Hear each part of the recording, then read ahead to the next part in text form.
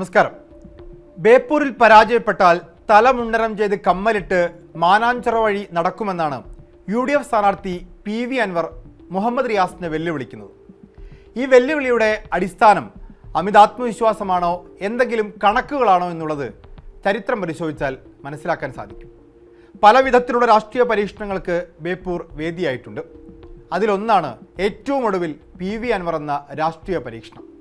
പക്ഷേ അതിനു മുൻപ് നടന്ന എല്ലാ പരീക്ഷണങ്ങളുടെയും ഫലം എന്തായിരുന്നു എന്നുകൂടി ചേർത്ത് വായിക്കുമ്പോഴാണ് PV അൻവറിൻ്റെത് അമിത ആത്മവിശ്വാസമാണോ എന്ന ആശങ്ക നമുക്ക് ഉടലെടുക്കുന്നത്.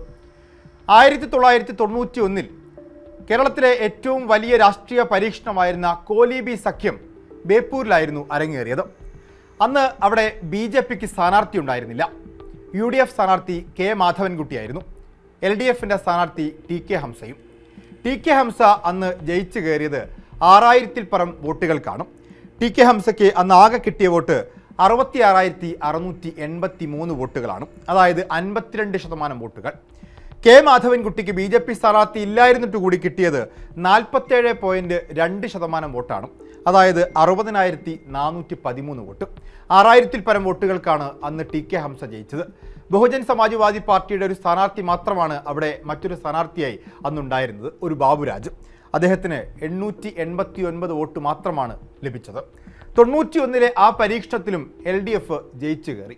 ഇനി 96 വന്നാൽ അത് മറ്റൊരു രാഷ്ട്രീയ പരീക്ഷണമായിരുന്നു. ആ സീറ്റ് ലീഗ് ഏറ്റെടുക്കുന്നു. ലീഗിൻ്റെ അന്നത്തെ യുവരക്തമായ ഉമ്മർ പാണ്ടികശാല ബേപ്പൂരിൽ മത്സരിക്കുന്നു. പക്ഷേ ഉമ്മർ പാണ്ടികശാലയും ബേപ്പൂരിൽ പരാജയപ്പെട്ടു. ലീഗ് ഏറ്റെടുത്തിട്ടും ആ സീറ്റിൽ ജയിച്ചു കയറാൻ UDFന് സാധിച്ചില്ല. ഉമ്മർ പാണ്ടികശാല അന്ന് പരാജയപ്പെട്ടത് 14,000 വോട്ടിനാണ്. അതിനടുത്ത തെരഞ്ഞെടുപ്പിൽ 2001 അവിടെ മായിൻ ഹാജി മത്സരിച്ചു. ആ പ്രദേശവാസി കൂടിയായിട്ടുള്ള മായിൻ ഹാജി അവിടെ 5000 വോട്ടിന് പരാജയപ്പെട്ടു. അപ്പോഴും മായിൻ ഹാജി പരീക്ഷണവും അവിടെ പരാജയപ്പെടുകയായിരുന്നു. LDF ജയിച്ചു കയറി. 2006 വീണ്ടും ഉമ്മർ പാണ്ടികശാല അവിടെ മത്സരിച്ചു. 29,000 വോട്ടിനാണ് ഉമ്മർ പാണ്ടികശാല പരാജയപ്പെട്ടത്. UDFന് കിട്ടിയ ഏറ്റവും കുറഞ്ഞ വോട്ടും അന്ന് ഉമ്മർ പാണ്ടികശാലയ്ക്കായിരുന്നു. അതിനുശേഷം ലീഗ് അവിടെ മത്സരിക്കാൻ തയ്യാറായില്ല.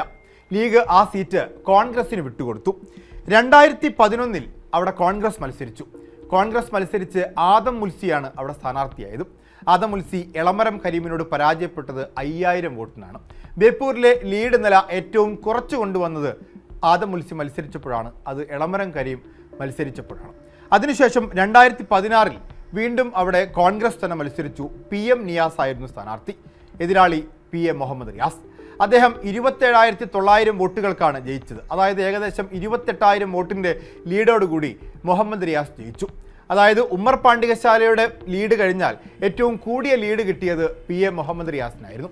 അടുത്ത തെരഞ്ഞെടുപ്പാണ് 2026 ഇപ്പോൾ നടക്കുന്നത്. 2021 തെരഞ്ഞെടുപ്പിൻ്റെ ഫലം ഒന്ന് വിശദമായി പരിശോധിച്ചാൽ ബേപ്പൂർ മണ്ഡലത്തെ നമുക്ക് 5 പ്രധാനപ്പെട്ട സോണുകളായി തിരിക്കാൻ സാധിക്കും. കോഴിക്കോട് കോർപ്പറേഷനോട് ചേർന്ന് കിടക്കുന്ന ബേപ്പൂരിലെ പഴയ പഞ്ചായത്ത് ബേപ്പൂർ സോണെന്നും നല്ലളം ചെറുവണ്ണൂർ പഞ്ചായത്ത് നല്ലളം ചെറുവണ്ണൂർ സോണെന്നും തിരിച്ചാൽ പിന്നീട് 2 മുനിസിപ്പാലിറ്റികളാണ് ഫറോക്ക് രാമനാട്ടുകര മുനിസിപ്പാലിറ്റികൾ. പിന്നെ ഒന്ന് കടലുണ്ടി പഞ്ചായത്താണ്. ഇത്രയുമാണ് ബേപ്പൂരിൻ്റെ ഭൂമിശാസ്ത്രം. ഇതിൽ 5 മേഖലകളിലും 2021 LDF ലീഡ് ചെയ്തു എന്നുള്ളതാണ്. UDF ഭരിക്കുന്ന മുനിസിപ്പാലിറ്റിയിൽ പോലും UDFന് ലീഡ് ചെയ്യാൻ സാധിച്ചില്ല. ബേപ്പൂർ സോണിൽ 12,561 വോട്ടിൻ്റെ ലീഡാണ് 2021 ഉണ്ടായത്. ഇത്തവണയും UDFന് ബാലികേറാമലയായി ഇരിക്കുന്നത് ബേപ്പൂർ മേഖലയായിരിക്കും, CPMൻ്റെ ഉരുക്കുകോട്ടകളിലൊന്ന്. ചെറുവണ്ണൂർ പഞ്ചായത്തിലേക്ക് വന്നാൽ 6,946 വോട്ടിനാണ് 2021 LDF ലീഡ് ചെയ്തത്. രാമനാട്ടുകരയിൽ 1,398 വോട്ടിനും LDF ലീഡ് ചെയ്തു. ഫറോക്കിൽ 1,383 വോട്ടിനും LDF ലീഡ് ചെയ്തു. കടലുണ്ടിയിലേക്ക് എത്തുമ്പോൾ അത് 5,638 അതായത് 5 മേഖലകളിലും LDF കനത്ത ഭൂരിപക്ഷം അല്ലെങ്കിൽ നല്ല മെജോറിറ്റിയിൽ ലീഡ് ചെയ്യുകയും 28,000-ഓളം വോട്ടിൻ്റെ ലീഡ് ബേപ്പൂരിൽ മുഹമ്മദ് റിയാസിന് ഉണ്ടാവുകയും ചെയ്തു. ഇതാണ് ഇത്തവണയും PV അൻവറിന് വലിയ വെല്ലുവിളിയായിട്ടുള്ളത്. ഇനി PV അൻവർ സ്വന്തം വ്യക്തിത്വം കൊണ്ടും സ്വന്തം രാഷ്ട്രീയ നിലപാടുകൾ കൊണ്ടും ഈ വോട്ടിനെ, ഈ മെജോറിറ്റിയെ മറികടക്കാൻ സാധിക്കുമോ എന്നുള്ളത് മറ്റൊരു കാര്യമാണ്. ഇനി 2 കണക്കുകൾ കൂടി പരിശോധിച്ച് ബേപ്പൂരിൻ്റെ ഒരു രാഷ്ട്രീയ ചിത്രം നമുക്ക് വ്യക്തമാവും. കഴിഞ്ഞ തദ്ദേശ സ്വയംഭരണ തെരഞ്ഞെടുപ്പിൽ ഈ കണക്കൊന്ന് പരിശോധിച്ചാൽ മറ്റ് പലയിടങ്ങളിലും കോഴിക്കോട് കോർപ്പറേഷൻ ഉൾപ്പെടെ കൊല്ലത്തുൾപ്പെടെ അവിടെയൊക്കെ വലിയ അട്ടിമറികൾ സംഭവിക്കുകയും UDF കടന്നു കയറുകയും ചെയ്തപ്പോൾ LDFിൻ്റെ CPMൻ്റെ ഉരുക്കുകോട്ട കാത്ത ഒരു മേഖലയാണ് ബേപ്പൂർ നിയോജക മണ്ഡലം എന്ന് പറയുന്നത്. കഴിഞ്ഞ തദ്ദേശ സ്വയംഭരണ തെരഞ്ഞെടുപ്പിൻ്റെ കണക്കിലും LDF തന്നെയാണ് ഈ ബേപ്പൂർ നിയോജക മണ്ഡലത്തിൽ ലീഡ് ചെയ്യുന്നത്. ആ കണക്കൊന്ന് പരിശോധിച്ചാൽ ബേപ്പൂർ സോണിൽ ഞാൻ നേരത്തെ പറഞ്ഞ ബേപ്പൂരിൻ്റെ പഴയ പഞ്ചായത്തിൽ 7310 വോട്ടിനാണ് കഴിഞ്ഞ തദ്ദേശ സ്വയംഭരണ തെരഞ്ഞെടുപ്പിൽ LDF ലീഡ് ചെയ്തത്. അതായത് 12,000 ഉണ്ടായിരുന്ന ലീഡ് 2021 ലീഡ് ഇത്തവണത്തെ ലോക്കൽ ബോഡി തെരഞ്ഞെടുപ്പ് എത്തിയപ്പോഴേക്കും അത് 7310 കുറഞ്ഞു. ചെറുവണ്ണൂർ മേഖലയിൽ ആ ഭൂരിപക്ഷം 2776 കുറഞ്ഞു.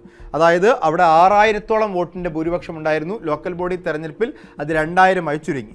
രാമനാട്ടുകര മുനിസിപ്പാലിറ്റിയിൽ UDF വളരെ നേരിയ മെജോറിറ്റിയിൽ ലീഡ് ചെയ്തു. 887 വോട്ടിൻ്റെ ഭൂരിപക്ഷമാണ് രാമനാട്ടുകര മുനിസിപ്പാലിറ്റിയിൽ ഈ കഴിഞ്ഞ തദ്ദേശ സ്വയംഭരണ തെരഞ്ഞെടുപ്പിൽ UDFനുള്ളത്. ഇനി ഫറോക്ക് മുനിസിപ്പാലിറ്റിയിലേക്ക് വന്നാൽ 2227 വോട്ടിൻ്റെ ഭൂരിപക്ഷമാണ് ഫറോക്ക് മുനിസിപ്പാലിറ്റിയിൽ UDFനുള്ളത്.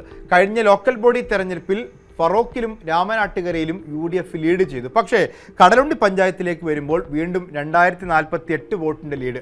അതായത് ബേപ്പൂർ നിയോജക മണ്ഡലം ആകെ എടുത്താൽ പോലും 9000-ഓളം വോട്ടിൻ്റെ ലീഡ് നില ഇത്തവണയും ബേപ്പൂരിൽ LDFനുണ്ട്. അത് ലോക്കൽ ബോഡി തെരഞ്ഞെടുപ്പിൻ്റെ കണക്കാണ്. ഇനി UDFന് ആകെ പ്രതീക്ഷയുള്ളൊരു കണക്ക് എന്ന് പറയുന്നത് അത് ലോക്സഭാ തെരഞ്ഞെടുപ്പിൻ്റെ കണക്കാണ്. MK രാഘവൻ നേടിയ വോട്ടുകളുടെ കണക്കാണ്. MK രാഘവൻ ഏറ്റവും ഒടുവിൽ നടന്ന തെരഞ്ഞെടുപ്പിൽ നേടിയതും 76,654 വോട്ടുകളാണ്. അതായത് ഏകദേശം 19,591 വോട്ടിൻ്റെ ലീഡ് UDFന് ലോക്സഭാ തെരഞ്ഞെടുപ്പിലുണ്ട്. ഇത് UDFന് പ്രതീക്ഷ വെക്കാവുന്ന ഒരു വോട്ട് തന്നെയാണ്. കാരണം UDFന് വോട്ട് ചെയ്യാൻ മടിക്കുന്നവരല്ല ബേപ്പൂരുകാർ എന്നുള്ളതാണ്.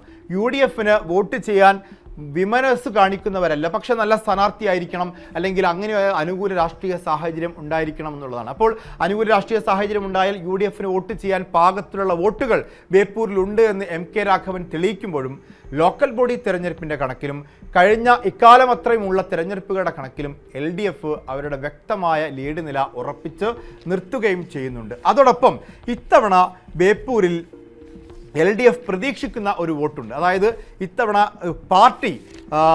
പാർട്ടി കൊടുത്തൊരു കണക്ക്, അതായത് ബേപ്പൂർ നിയമസഭാ തെരഞ്ഞെടുപ്പിൽ ഈ തെരഞ്ഞെടുപ്പിന് ശേഷം പാർട്ടി കൊടുത്ത ഒരു കണക്കനുസരിച്ചാണെങ്കിൽ ബേപ്പൂരിൽ 10,000 വോട്ടിൻ്റെ ലീഡ് മാത്രമാണുള്ളത്.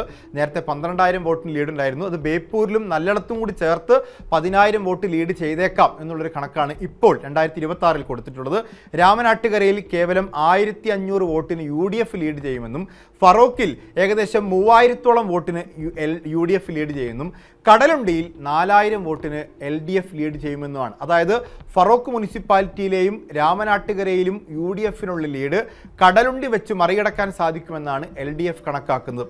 ബേപ്പൂരിലും നല്ലിടത്തുമുള്ള 10,000 വോട്ടുകൾ അത് ഫിക്സഡായി കണക്കുമെന്നും ആ 10,000-ൻ്റെ ഭൂരിപക്ഷം ഉറപ്പായും LDFന് ലഭിക്കുമെന്നും ഇത്തവണ CPMൻ്റെ കണക്കുകൾ സൂചിപ്പിക്കുന്നു. എന്നാൽ PV അൻവർ പറയുന്ന കണക്ക് മറിച്ചാണ്. PV അൻവർ പറയുന്നത് ഒരു 5,000 വോട്ടിൻ്റെ ലീഡ് ബേപ്പൂരിൽ മുഹമ്മദ് റിയാസിനുണ്ടാവും. ബാക്കി 3 ഇടങ്ങളിലും ചെറുവണ്ണൂരിലും കടലുണ്ടിയിലും ഫറോക്കിലും രാമനാട്ടുകരയിലും UDF ലീഡ് ചെയ്യും. അതിൽ തന്നെ രാമനാട്ടുകരയിലും ഫറോക്കിലും 5,000-ൽ കവിഞ്ഞ ലീഡ് UDFനുണ്ടാവും. ബേപ്പൂരിലെ ലീഡ് UDF ഫറോക്കും രാമനാട്ടുകരയും ഉപയോഗിച്ച് മറികടക്കും എന്നുള്ളതാണ്. ഏകദേശം 5,000 വോട്ടിനെങ്കിലും ജയിച്ചു കയറാൻ സാധിക്കും എന്നൊരു പ്രതീക്ഷയാണ് UDF വെച്ചു പുലർത്തുന്നത്. ഏതായാലും ഇതാണ് ബേപ്പൂരിൻ്റെ രാഷ്ട്രീയ ചരിത്രം. പല പരീക്ഷണങ്ങൾ ബേപ്പൂരിൽ നടത്തിയെങ്കിലും അതെല്ലാം LDF ജയിച്ചു കയറി. UDFന് ഇത്തവണ ഒരു പുത്തൻ പരീക്ഷണമാണ്. 52% മുസ്ലിം വോട്ടുകളുണ്ട് ബേപ്പൂരിൽ. ആ മുസ്ലിം കൺസോളിഡേഷൻ നടന്നിട്ടില്ല എന്ന് PM മുഹമ്മദ് റിയാസ് ആണയിട്ട് പറയുന്നു. അങ്ങനെ നടന്നിട്ടുണ്ട് എന്നുള്ളതാണ് UDFൻ്റെ ആത്മവിശ്വാസം. അങ്ങനെ നടന്നിട്ടുണ്ടെങ്കിൽ ബേപ്പൂരിൽ പല അട്ടിമറികളും സംഭവിക്കും. AP വിഭാഗം സുന്നികളുടെ വോട്ടുകളും വളരെ നിർണായകമാണ് ബേപ്പൂരിൽ. പരമ്പരാഗതമായി അത് LDFന് കിട്ടിക്കൊണ്ടിരിക്കുന്നു. അതിൽ എന്തെങ്കിലും ചോർച്ചയുണ്ടായോ, മുസ്ലിം വോട്ടുകളുടെ ഏകീകരണം സംഭവിച്ചോ എന്നുള്ളതാണ് ബേപ്പൂർ ആകാംക്ഷയോടുകൂടി കാത്തിരിക്കുന്നത്. കണക്കുകളിൽ ഇപ്പോഴും LDF തന്നെ ജയിച്ചു നിൽക്കുന്ന ബേപ്പൂരാണ് ഇപ്പോഴും നമുക്ക് കാണാൻ സാധിക്കുക.